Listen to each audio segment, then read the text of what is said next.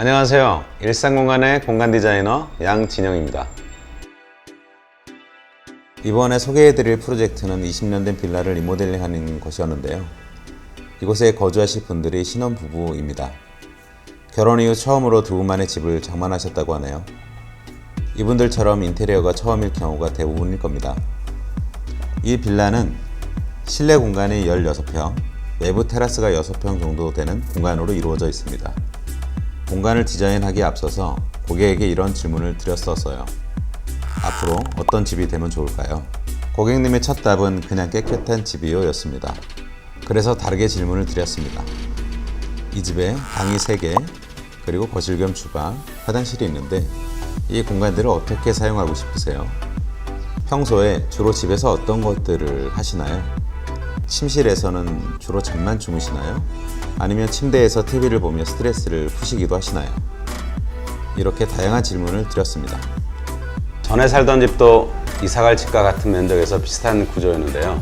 수납 공간이 별로 없기도 했고 공간을 적절하게 잘 구분해서 사용하지 않으셨다고 해요. 두 분은 원래 평소 지인들과 모임이 많은데 수납 공간이 부족해서 정리가 잘 되지 않았던 집보다는 외부에서 지인들을 만나고 집에서 모임을 한다는 생각을 아예 못 하셨던 것 같아요. 그 결과 집은 단지 잠을 자는 곳으로만 생각하고 사셨던 것 같아요. 또 하나, 테라스가 집 전체 크기의 3분의 1 정도로 넓은데 외부에 있는 세탁실로 갈 때만 사용했다는 점이 좀 아쉬웠습니다. 작은 면적의 방이 3개나 있어서 어떤 방은 1.6평 정도밖에 되지 않아 사용하기 매우 불편한 구조였을 것 같습니다. 그래서 저희가 드린 해결책은 딱 3가지였습니다. 첫 번째, 주방 겸 거실을 주방 겸 다이닝 공간으로 바꾸어 사용하는 것. 두 번째, 테라스로 가는 작은 방의 문을 없애고 양쪽 벽에 수납 공간을 만들어서 통로를 사용하는 것. 그리고 마지막으로 기존의 안방을 거실로 사용하고 안쪽 방을 침실로 사용하는 것. 이렇게 각 공간을 바꿔 봤습니다. 그럼 이제 각 공간을 어떻게 바꾸었는지 보여드릴게요. 먼저 현관입니다. 기존의 현관은 집에 들어서자마자 싱크대하고 거실이 한눈에 들어와 보이는 구조였는데요. 문을 열자마자 집의 거실이 전체가 보이니까 프라이버시가 확보되지가 않았습니다. 그래서 입구의 방향을 바꿔서 현관문 전면에는 신발장을 설치하고 실내가 바로 노출되지 않도록 구조를 좀 바꿨고요.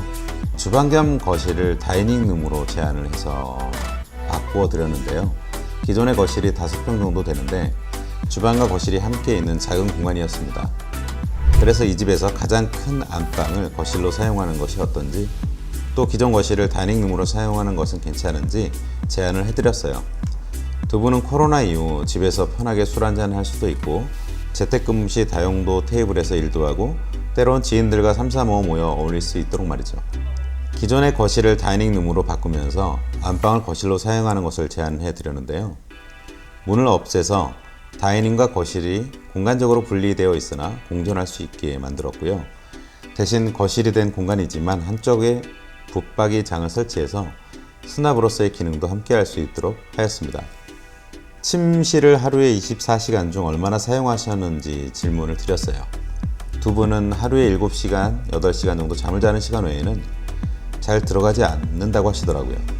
두 분 다 직장 생활을 하시고 또 잠자고 출근하고 저녁에는 외부에서 식사를 하거나 술 한잔 하다 보면 늦게 들어와서 잠을 자는 그런 생활 패턴을 가지고 계셨던 것 같습니다.